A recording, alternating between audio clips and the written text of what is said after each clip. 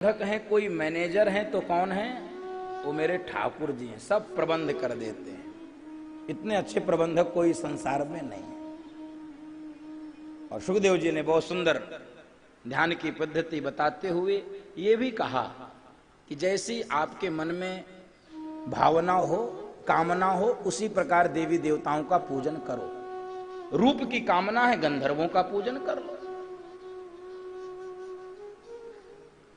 दाम्पत्य जीवन में सुख चाहते हो, माता भवानी का पूजन करो। अन्न की कामना है, अदिति की उपासना करो। विद्या की कामना है, भोलेनाथ की उपासना करो। कोई कामना नहीं है, निष्काम करना है तो नारायण की कामना पूजन करो, वंदन करो, अर्चन करो। कुछ नहीं चाहिए।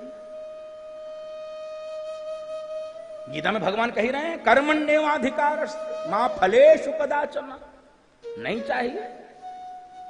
एक दिन मैं विचार कर रहा था कि इस श्लोक का एक और अर्थ हो सकता है। यह श्लोक सबको लगभग याद रहता है, कर्मण्येवाधिकारस्ते मा फलेषु कदाचन। बार बार लोग चिपका भी देते हैं, लेकिन मुश्किल यह है दूसरों के लिए चिपकाते हैं, अपने लिए नहीं। दूसरों को चिपका देते हैं। कर्मण्येवा, तुम्हारा अधिकार कर्म में है, और हमारा ये बहुत आसान होता है। दूसरों के लिए शंकराचार्य और अपने लिए चारवाक। यावत जीवेत घृणम, यावत जीवेत सुखम जीवेत, ऋणम नीत्वा घृतम पीवेत, भस्मीभूतस्य देहस्य पुनरागमनम कुतः। दूसरों के लिए शंकराचार्य, अपने लिए चारवाक। ये चलता नहीं है भाई। होना ये चाहिए अपने लिए शंकराचार्य, दूसरों के लिए चारवाक। दोनों दर्शन है भारत के। कर्मण्येवाधिकारस्ते मा फलेषु, इसका एक अर्थ निवेदन करूं आपसे। भगवान कह रहे हैं तुम्हारा अधिकार कर्म में है, तुम्हारा अधिकार फल में नहीं है। इसका समाधान मैंने एक दिन निकाला कि बिना फल के हम लोग कोई काम करते ही नहीं है। आरती में सबसे पहले क्या गाते हैं? जो ध्यावे फल।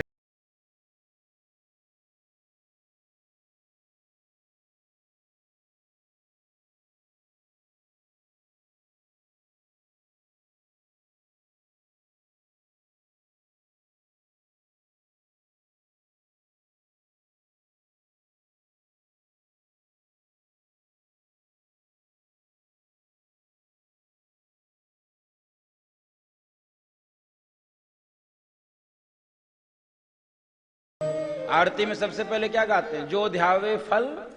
बाद में गाते हैं कि माता पिता तुम मेरे और सुख करता तुम हरे और विषय विकार मिटाओ। भगवान ये सब समय मिले तो कर देना, फल पहले दे दो। जो ध्यावे फल, इसलिए देखो कितनी टोकरी फल आई है। जो ध्यावे फल, हमको फल चाहिए। बिना फल के हम कुछ करते नहीं है। और हमारा अधिकार फल में है नहीं, हमारा अधिकार कर्म में है। तो हमने समाधान निकाला, कर्म को ही फल मान लिया जाए। अब इस कर्म करने के बाद क्या मिलेगा ये मैं नहीं जानता हूं। ये कर्म करना ही मेरा फल है।